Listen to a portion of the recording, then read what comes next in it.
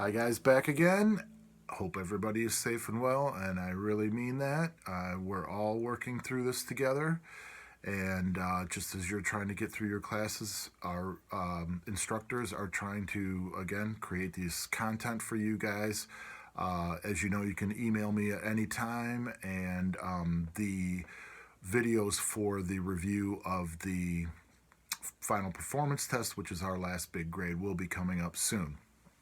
So I left in the last video the idea of finding the root for each chord and really understanding where that root string is. This is really important for even just strumming a chord. You should know where the low root is and not be including strings that don't belong in the chord.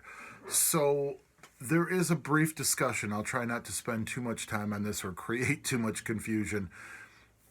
In the PDFs about some theory. So let's just say there are notes you can use to do alternating bass. But according to the plan Disler lays out, which is really true, the easiest interval to use and the one that works the best is the perfect fifth, or the fifth note above the root. Now for us, we use chords that have natural letter names. We're not playing any sharped chords, and we're not playing any flat chords. So as you're doing the reading, they're going to talk about how to find a fifth. And really, it's just counting up 5 letter names. Always count the root of the chord as number 1. So there's a point made that if the root is a natural note, then the fifth should be a natural note. There is one exception in music, and that is the letter name B. B and F are not a perfect fifth apart. What is a perfect fifth? It's simply a measurement of 3.5 steps. All the other natural letter names, when you count 5, are 3.5 steps apart. So again, we won't go off too far in the weeds here, but when you play the B7 chord, you're going to be alternating with an F sharp. And again, I'll touch on all the chords hopefully in this video right now. So, all our chords are natural roots. C, G, F, D, no flats, no sharps. All I need to be able to do is count up to the 5th scale degree. And when I find the 5th, it works for that group of chords. So I'm going to again start with the way I've been talking about these chords from the beginning. If I'm playing an E chord, and I'll do the open string chords first. If I'm playing an E chord with my thumb playing or pick playing the 6th string, what is the 5th and what is my alternating bass? Again, simply count up from E. E, F, G, A, B. The natural letter name B. How do I find it? Which B do I use?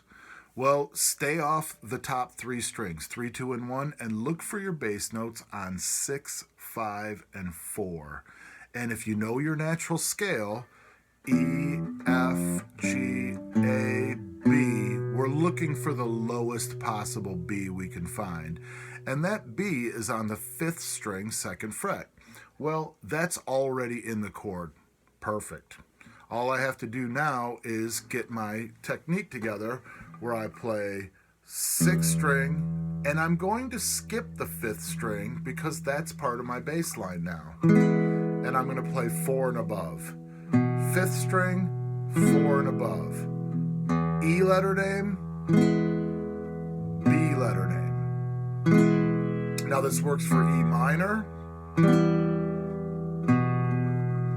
The B is already in the chord, which is great because I don't have to do any changes.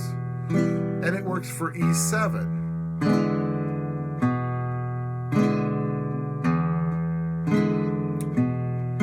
This is what's so great about a perfect fifth. It is indiscriminate as a supporting note. It doesn't matter if the chord is major, minor, 7, it's going to support the chord. So there's the E chord. What do I do in an A chord? My next open string. A, B, C, D, E. I need an E alternating bass note. So if I start out with the A chord, 5th string, there's just the root chord pattern. Well, the lowest E I can possibly play is the open E, so I can alternate 5th string, 4 and above, 6th string.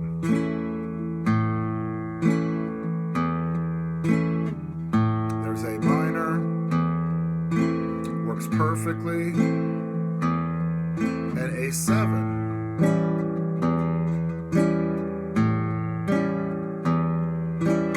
So all of those chords can be supported using an A and E bass line.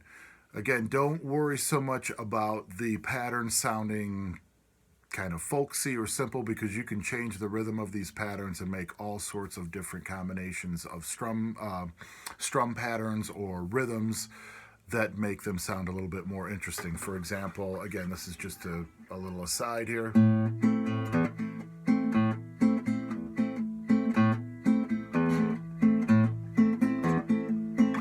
You can get these different kinds of moods set up and different things happening. Let's go to the D chords. If I am going to play a D chord, I'm going to use D, E, F, G, A as the alternating bass. So I can play D, 3 and above, and then open A, 3 and above. So again, I'm not trying to include either one of the bass strings as part of my strumming.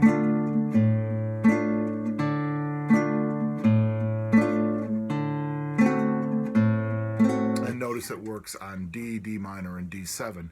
If I'm going to go to the lowest string G chord, where I have a fretted G, this is the one where I really have to think a little bit and skip a string in order to get the pattern to work right for me. I don't have a D below G. I have to go above G. So and I gave away what the root or fifth is. Excuse me. D, E, F, G. I started on the wrong letter name.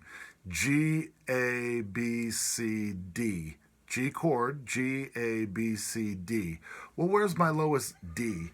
D is going to be found again in my natural scale. E, F, G, A, B, C, D. So the open D, I'm going to alternate G, D, G, D. And let me give you a shot of my hand here. I'm playing the 6th string and the 4th string.